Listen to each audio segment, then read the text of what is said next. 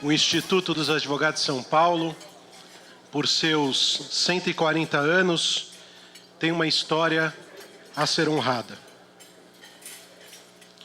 É, sem dúvida, um dos pilares da nossa consciência, sabermos nos situar na história. Hoje, nesta tradicional reunião ao almoço, temos a presença de figuras ilustres e que representam exatamente essa simbologia histórica. Uma associada nossa de longa data, doutora Maria Eugênia Teles, viúva do querido professor Goferdo da Silva Teles, que no próximo dia 16 de maio completaria 100 anos.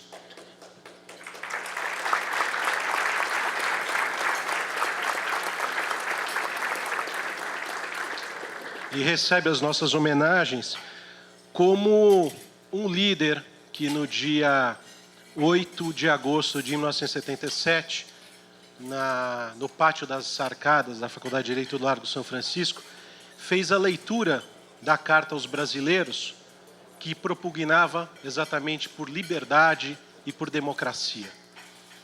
Nós temos aqui também o ex-presidente Eduardo Tess, que presidiu o Instituto nos anos de 87 e 88, quando então se promulgava a Constituição Federal de 1988.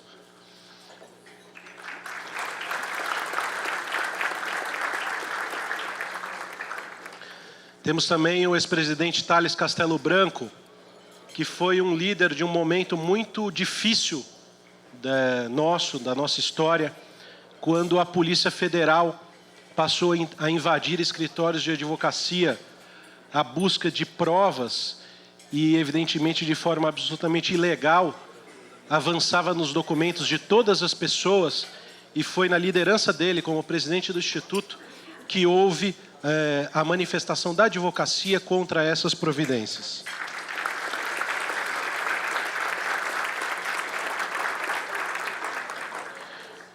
O Instituto sempre defendeu a legalidade, não admitindo que os fins justifiquem os meios, que evidentemente são providências ilegais. Por essas razões, repudiamos o uso ilegal do processo e da violência para obter provas. A ditadura nos mostrou que democracia não se constrói dessa forma. E o momento político que o país atravessa é de profunda tristeza. E não nos falta indignação e a legitimidade para bradar contra a corrupção. O Instituto dos Advogados, em sessão da sua diretoria e conselho do mês de fevereiro e março, aprovou um manifesto divulgado pelos nossos meios e por uma edição nacional da revista Época por 600 mil exemplares, de que não existe brasileiro acima da lei. E coerente com as nossas providências, eu solicitei pareceres jurídicos para esclarecer quais os limites da investigação e responsabilização do presidente da República, considerando a sequência de mandatos por reeleição e as campanhas políticas. Aceitaram produzir tais pareceres os ex-ministros do Supremo Tribunal Federal, Carlos Veloso, Aires Brito, o professor Renato Silveira e o professor Aldisson Dallari, aqui presente, que inclusive já entregou o seu trabalho. Evidentemente, não há razão jurídica para impedir a investigação e a abertura dos processos. É do jogo político, porque será político o encaminhamento da questão da responsabilização, tornar o debate acalorado com ataques à legitimidade das acusações, mormente porque cabe aos partidos políticos a legitimidade para medidas judiciais, bem como a decisão num processo de impeachment. Por isso, não podemos nos perder no calor das emoções e no foco, emprestando as palavras do ministro Marco Aurélio, porque devemos dar um banho de ética no Brasil.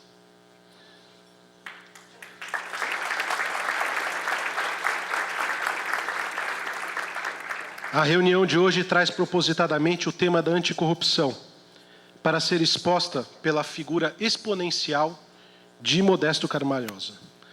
Modesto Carvalhosa é mais do que um jurista. É um homem de espírito público. Bacharel, mestre, doutor, livre docente pela Faculdade de Direito do Largo São Francisco, reconhecidamente como um dos maiores professores que passou por aquela faculdade e que ilustra o quadro do Instituto dos Advogados de São Paulo, inclusive com a nossa maior comenda, que é o Prêmio Barão de Ramalho, tem na sua história, e eu tive a oportunidade de, quando houve a comemoração dos seus 80 anos, foi apresentado um vídeo feito por sua filha no Museu de Imagem e Som, onde mostrava a trajetória de Modesto. E lá ele demonstrou exatamente esse espírito público, quando então foi presidente do Condefat e trabalhou enormemente pelo tombamento de inúmeros prédios públicos que sofriam ameaça e perda da história. Esse espírito público de Modesto Carvalhosa está presente exatamente pelo fato de que desde 1995, quando recebeu um prêmio, o Prêmio Jabuti, editou o primeiro livro exatamente sobre a questão da corrupção. Esse homem há mais de 20 anos estuda e debate esse tema que hoje nos assombra enormemente. Senhoras e senhores, recebam este cidadão brasileiro que honra a história do nosso Brasil, professor Modesto Carvalhosa. Quero agradecer ao presidente do Instituto dos Advogados de São Paulo e a presença de todos os colegas aqui, na pessoa que não posso nominá-los todos, são todos meus amigos. Eu quero fazer a minha saudação aos colegas na pessoa da Maria Eugênia Teles, que nos honra sobremaneira pelo seu significado na presença desse evento. E lembrando, mais uma vez, da comemoração do centenário do professor Godofredo Silva Teles, que será na Faculdade de Direito, às 18 horas de sexta-feira, não é? Eu acho que todos nós vamos lá comparecer para prestigiar essa comemoração tão importante. O assunto que me trouxe aqui é um assunto muito momentoso, que é a questão da corrupção no Brasil. Na realidade, pergunta-se muito, o país está com uma crise institucional ou não institucional? Na realidade, não posso responder, como ninguém pode, sobre essa matéria, se chega a ser institucional a crise. Porém, o que é constatável claramente é que existe um rompimento dos laços de confiança entre o Estado e a população. A população não confia mais no Estado como entidade que opera a autoridade, a governança do país. Para a população brasileira, toda a autoridade, isto parece um exagero, mas não é, a percepção é essa, toda autoridade no Brasil é corrupta.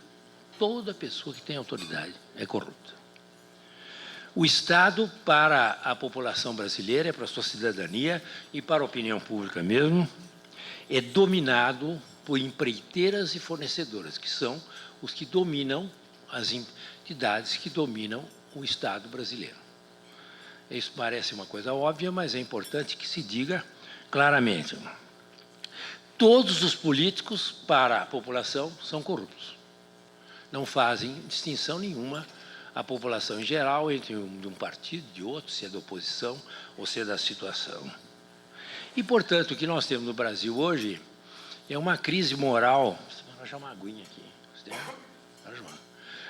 É uma crise moral como nunca houve. Eu sou testemunha ocular da história pela idade avançada de momentos graves do Brasil, como a crise do Getúlio Vargas em 1954, a crise do Jânio Quadros, a crise de Jean Goulart, já aí como participante da Faculdade de Direito, anos 50, anos 60 depois, mas eu nunca vi uma crise, nós todos nunca vimos uma crise moral do Estado como existe hoje. Ela é fruto do quê? Fruto de que realmente o Estado brasileiro hoje é dominado por forças absolutamente delinquentes. Nós estamos dominados por quadrilhas delinquentes. Esta é a opinião geral. Eu acho que não estou exagerando ao falar isso. Portanto, essa percepção difusa da população coincide com a realidade, né? O Brasil é um país muito corrupto mesmo. Veja, ontem, por exemplo, um cliente meu foi conversar com um secretário de obras de uma pequena prefeitura aqui na periferia de São Paulo, Grande São Paulo. E daí ele quer fazer lá um loteamento, não sei o quê, de minha vida, minha casa, minha vida, não sei o quê. Daí eu disse, olha aqui, você compra o terreno, mas antes de comprar o terreno, saiba que aqui é uma taxa política na prefeitura. De modo que não compre o terreno antes de se ajustar conosco uma taxa política aqui que nós cobramos. E, naturalmente, ele foi lá ao escritório e tal, eu perguntei, mas de que partido que é esse prefeito? Ele falou, é do PSDB. Então, não é que seja do PT, do PSDB, do PP, não sei lá quem, mas na realidade existe uma disseminação e uma institucionalização da corrupção no Brasil, que é uma coisa fantástica. No meio da Lava Jato, noticiários enormes sobre a Lava Jato, todos os dias, de todas as maneiras, da mídia, não tem dúvida, taxa política, senão não pode fazer aqui o loteamento da minha casa, da minha vida. Então, nós temos, para que realmente possa haver uma melhoria das relações entre o Estado, seus agentes e a população, nós devemos tomar providências que seriam providências fundamentais de quebrar, na medida do possível, e fazer transparente e quebrar a interlocução entre o governo e as empreiteiras e as contratantes que operam com o Estado em todos os níveis, federal, estadual, municipal.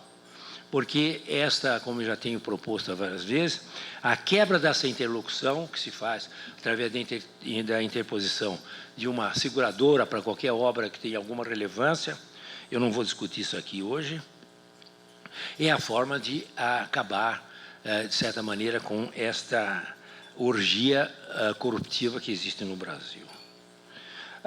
O Brasil é um país considerado de corrupção sistêmica. O que é a corrupção sistêmica? A corrupção sistêmica é aquela que se autoalimenta. Ela se autoalimenta independentemente de qualquer providência que se tome, etc. e tal. O governo que esteja no poder, ela tem uma capacidade de autogeração, de disseminação, de permanência e que, portanto, é considerada como a dominante do Estado. Aos países que têm a dominação da corrupção sistêmica e aos países, conforme as autoridades internacionais sobre a matéria, aos países em que a corrupção é episódica. Existe, mas ela não é filtrada em todos os segmentos do Estado e, portanto, é um elemento fundamental da própria devastação e da tragédia desses países. O Brasil é colocado na 42ª posição na transparência internacional, abaixo da linha de 50, existe a linha 100, 50 e 0. O Brasil está em 42º lugar, ou seja, portanto, abaixo da linha infamante dos 50, e é um país, portanto, considerado um país de corrupção sistêmica, ou seja, um país corrupto, o que é muito grave para o desenvolvimento e o progresso e o reconhecimento e as relações internacionais do Brasil. A corrupção tem um efeito devastador, ou seja, ela é devastadora não porque há uma impressão de que o governo coloca 100 mil reais numa obra e 10 mil reais ou 20 mil reais são deslocados para a corrupção. Então, portanto, há uma perda desse valor e há, portanto, um desgaste do valor que seria investido. Mas não é exatamente isso que ocorre.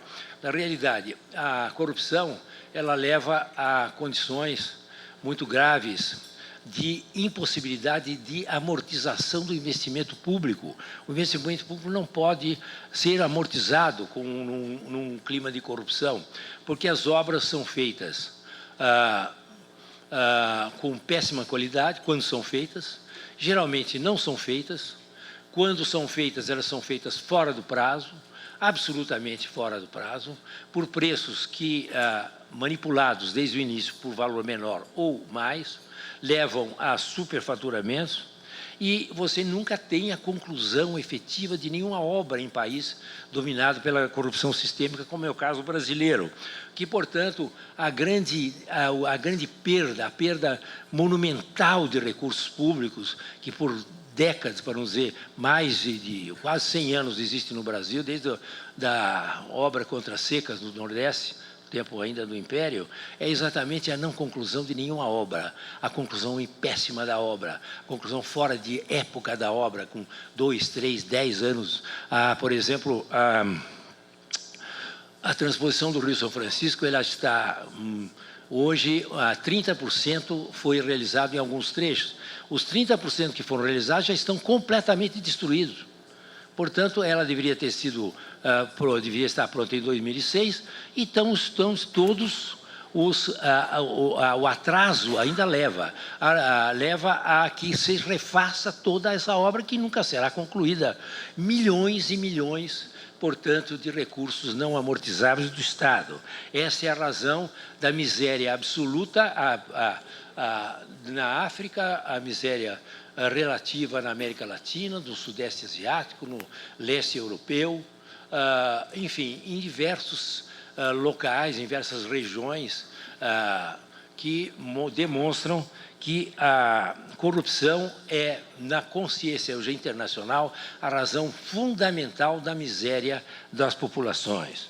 Assim é que a Organização dos Estados Americanos, a OCDE, as Nações Unidas estabeleceram tratados e uma força-tarefa monumental, já desde 1990, dos anos 90, já precedidos pela lei americana contra a corrupção, no sentido de combater a corrupção como um crime internacional, e o mais grave dos crimes internacionais, na mesma intensidade e na mesma seriedade dos crimes como a da tráfico de armas, tráfico de drogas, tráfico de órgãos, tráfico de crianças, tráfico de escravatura e tráfico de todo o gênero parecido com isso, que demonstra realmente que a corrupção hoje é uma preocupação internacional, que cria, inclusive, uma extraterritorialidade das jurisdições a respeito da corrupção. Se ela é realizada no Brasil, ela pode, talvez, sofrer sanções em outros locais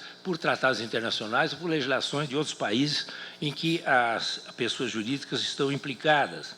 Portanto, esta é uma luta em que o Brasil aparentemente se colocou, ou seja, de que a responsável pela corrupção no mundo inteiro são as pessoas jurídicas, são as empreiteiras, são as fornecedoras, sobretudo de materiais, de serviços, coleta de lixo, enfim, tudo que possa realmente ser um serviço público permanente e relevante. Então, essa ideia leva, inclusive, àquela noção jurídica de que a pessoa jurídica deve ser objetivamente processada, administrativamente, portanto, e deve ser levada ao processo pela sua conduta corruptiva e não pelo resultado dessa corrupção, dando, portanto, um caráter objetivo ao delito da corrupção. Isto foi internalizado no Brasil pela lei de 2013, que foi finalmente, depois de muitos anos no Congresso e para a sanção, foi firmada pela Presidente da República no meio das manifestações de junho de 2013, como uma satisfação à população de que, a partir daí, a corrupção seria tratada pelo governo brasileiro. Acontece que um outro fenômeno, que é a corrupção também, a lei anticorrupção, surgiu no bojo, quer dizer, se tornou efetiva e vigente no bojo da Operação Lava Jato, o que demonstra que é o momento mais certo possível de você ter uma lei anticorrupção no momento em que a Operação Lava Jato está sendo realmente desenvolvida. Acontece que o governo atual não deseja que a lei anticorrupção seja efetivada, seja efetiva, seja eficiente, seja capaz de combater a corrupção. Assim é que, tendo ela como objeto a pessoa jurídica, já recebeu da Presidente da República, no dia 18 de dezembro de passado, na diplomação da Presidente no Tribunal Superior Eleitoral, a declaração oficial que se deve punir as pessoas e não punir as empresas. Ou seja, é o primeiro sinal de que o governo ia prevaricar a partir daí. Ou seja, não realmente não podemos punir as empresas, vamos punir as pessoas, mas as empresas não vão punir. Na primeira reunião do Ministério, logo na primeira semana do governo reempossado, o que aconteceu? A Presidente da República reiterou isto, que as pessoas jurídicas não poderiam ser punidas, porque senão o Brasil para. E esse mantra do Brasil para foi depois, então, difundido pela mídia oficial, inclusive com grandes declarações do vice-presidente da República, do ministro da Justiça, do ministro do TCU, o presidente do TCU, do ministro da CGU, da AGU e quantos mais, para estabelecer esta ideia de que as empresas corruptas não poderiam nunca ser punidas porque ia parar. Como se o capitalismo não tem substituição de empresas. O capitalismo funciona na base dos ativos, não é? Os ativos podem passar de mão em mão, passam o dia inteiro de mão em mão, fusão, corporação, cisão, etc. Então, não tem nada a ver que aquelas empresas corruptas, se elas sofrerem dano, vai parar o país. Outras virão no lugar dela, outras comprarão os ativos dela para o efeito de tocar as obras. Então, com essa declaração, a Presidente da República cometeu já um crime de responsabilidade evidente pelo artigo 85, inciso 7º da Constituição Federal, que comete crime de responsabilidade, e o Presidente da República, e pelo não cumprimento das leis. Ela, a partir dali, dizer, não vou cumprir a lei anticorrupção para as empresas que estão incluídas do cartel e mais 10 que estão lá fora do cartel, que estão na Operação Lava Jato, não vou acionar. Mas aí ocorreu uma coisa muito interessante. O Ministério da Justiça americano se moveu, outras entidades internacionais se moveram, a OCDE, que é a que mais opera em matéria de luta contra a corrupção, mandou ofício para a Presidente da República exigindo que a lei fosse cumprida, inclusive pelo tratado, que diz que, independentemente do valor e da grandeza da empresa, por mais grandiosa que ela seja, mais é importante, então, puni-la. Com base nisso, então, o governo saiu com uma outra, ou seja, precisa regulamentar a lei. Não temos o regulamento da lei, precisamos regulamentar a lei, porque a lei tem que ser regulamentada, etc. e tal. E o que aconteceu? Na realidade, a lei não precisa ser regulamentada coisa nenhuma, ela é auto-aplicável imediatamente, pelo seu artigo 31, não tem nada de regulamentação. Ela tem lá a questão só do compliance, que diz que deve haver um regulamento fora da lei sobre o compliance feito pela CGU, não tem nada a ver com a própria lei.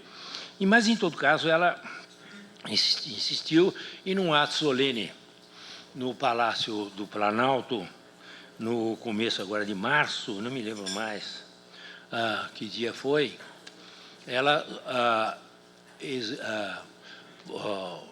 mostrou para a nação o pacote anticorrupção. No pacote anticorrupção, existiam várias providências que já fazem parte das leis todas, a lei eleitoral, lei do 8666, etc. Então, não tem novidade nenhuma, outros estão já no Congresso em estudo, mas a principal foi a regulamentação da lei que não precisava ser regulamentada. Regulamentação extravagante, absolutamente inconstitucional, você regula alguma coisa que não tem que ser regulamentada.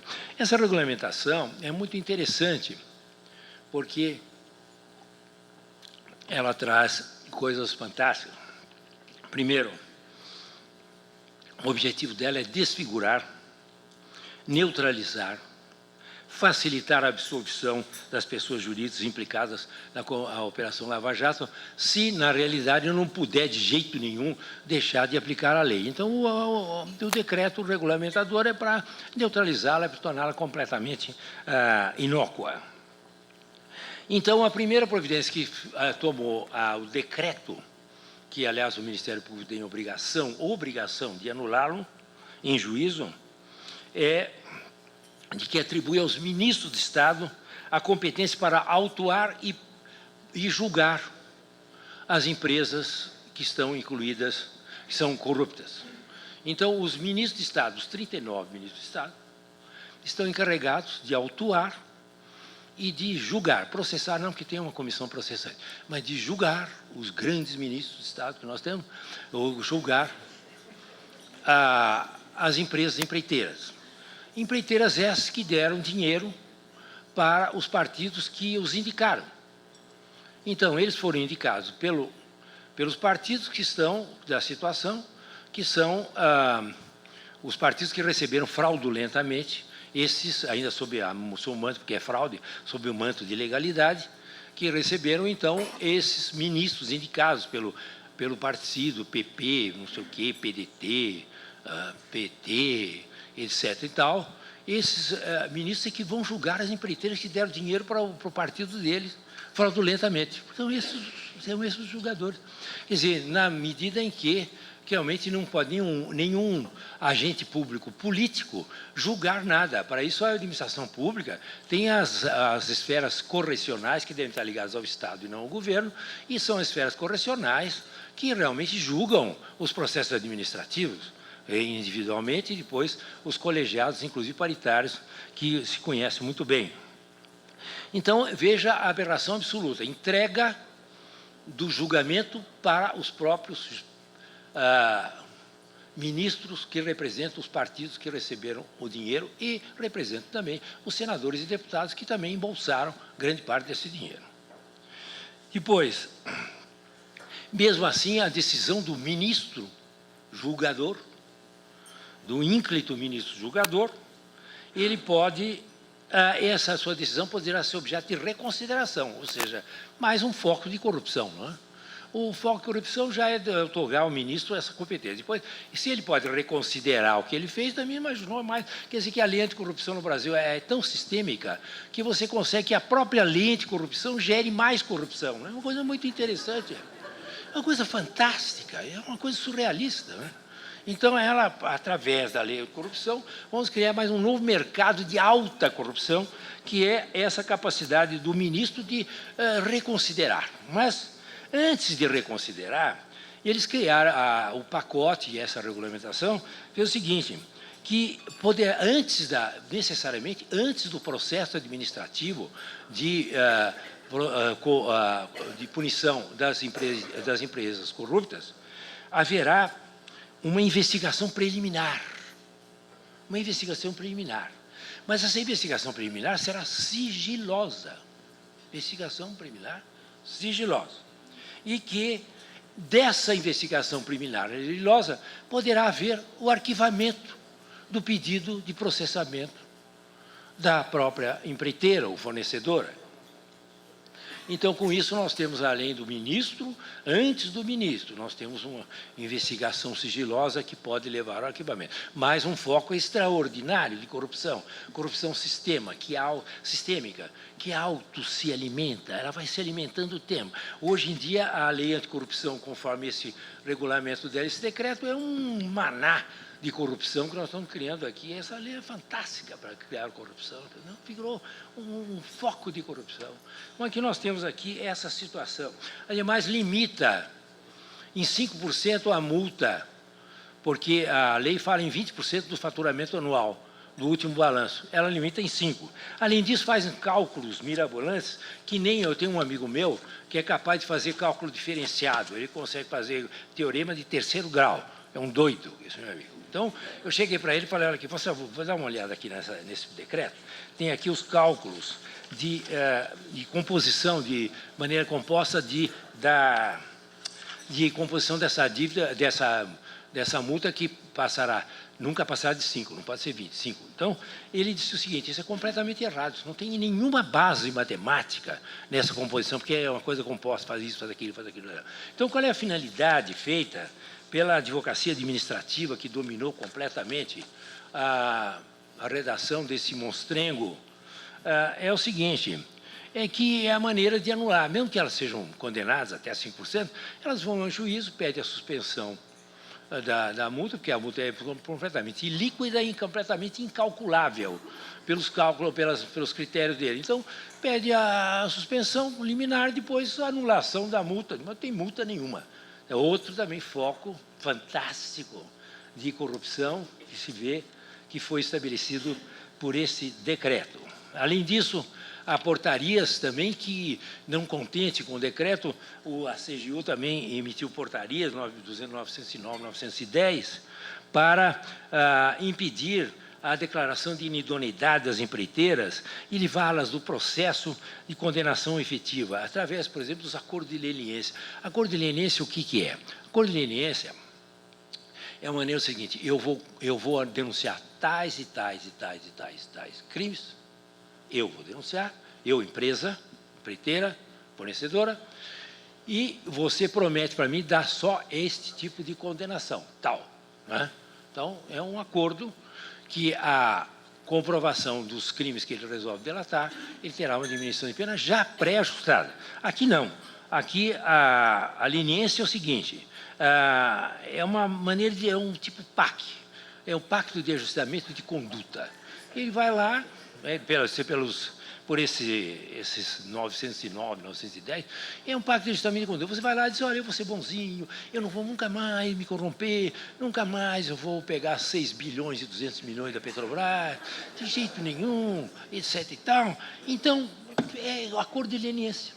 Isso é acordo de leniência. Que o acordo de leniência é feito para ajudar o processo, não é para liberar ninguém do processo. Tá?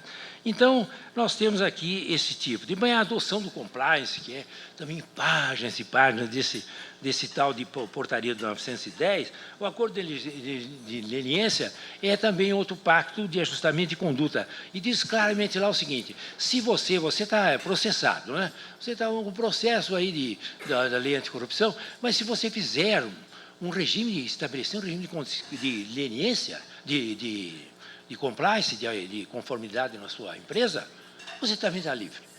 Você está prometendo que você não vai mais fazer mais nada também, né?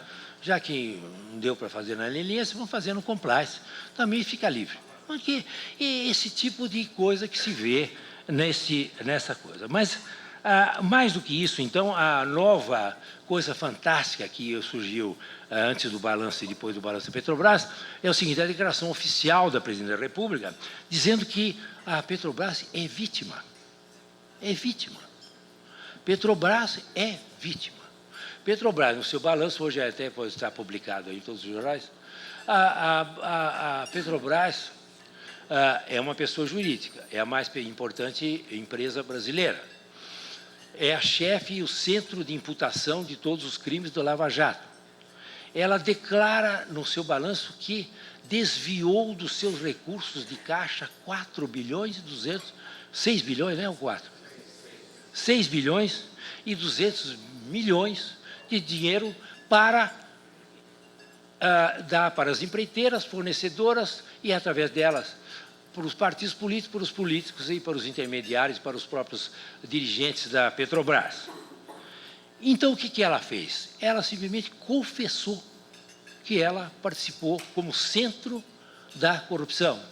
Ela confessou, reconfessa. Então, como ela reconfessa, centro de todo o movimento e o esquema, ela diz o seguinte, inclusive, ela fala uma coisa aqui que muito interessante no seu balanço.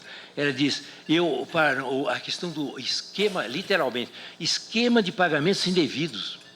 A Petrobras forneceu 6 bilhões, 200 milhões para o esquema de pagamentos indevidos. Então, ela reconfessa. Mas o que diz o governo? Ela é vítima. Eu perguntar aqui para os meus queridos colegas, ilustres colegas, vítima de quem? Não é? Vítima de quem? É vítima de quem? Então, o governo federal é uma coisa extraordinária, porque o governo federal trouxe para a terra a questão da justiça divina, ou seja, absolve o ente, o ser aqui, terreno, pela confissão. Não, a justiça divina é isso, você confessou os seus pecados, você está absolvido. Mas mais do que isso, Mais do que isso, mais que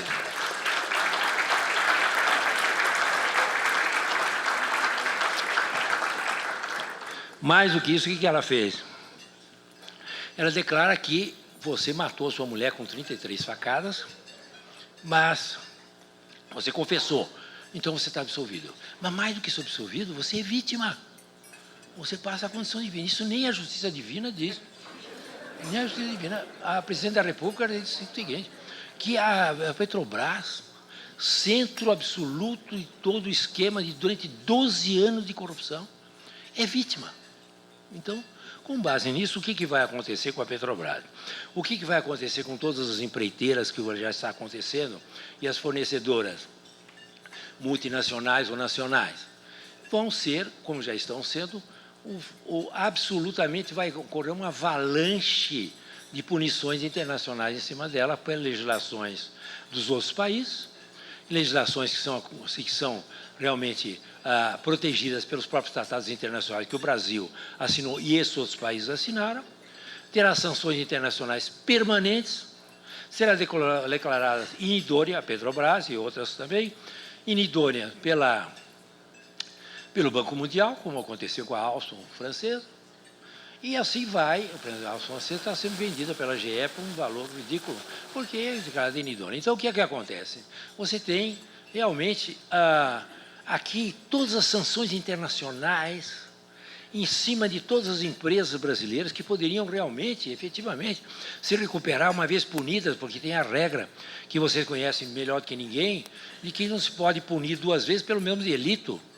Se pela lei anticorrupção ela foi feita para você punir no Brasil as empresas corruptas, inclusive a Petrobras, soltadamente a Petrobras. Para quê? Para circunscrever a jurisdição local e não admitir essa territorialidade das outras legislações que são pelos tratados internacionais absolutamente cabíveis, no caso, para sancioná-las no mundo inteiro, impedindo financiamentos, impedindo contratações, impedindo todo tipo pelo resto da vida da Petrobras.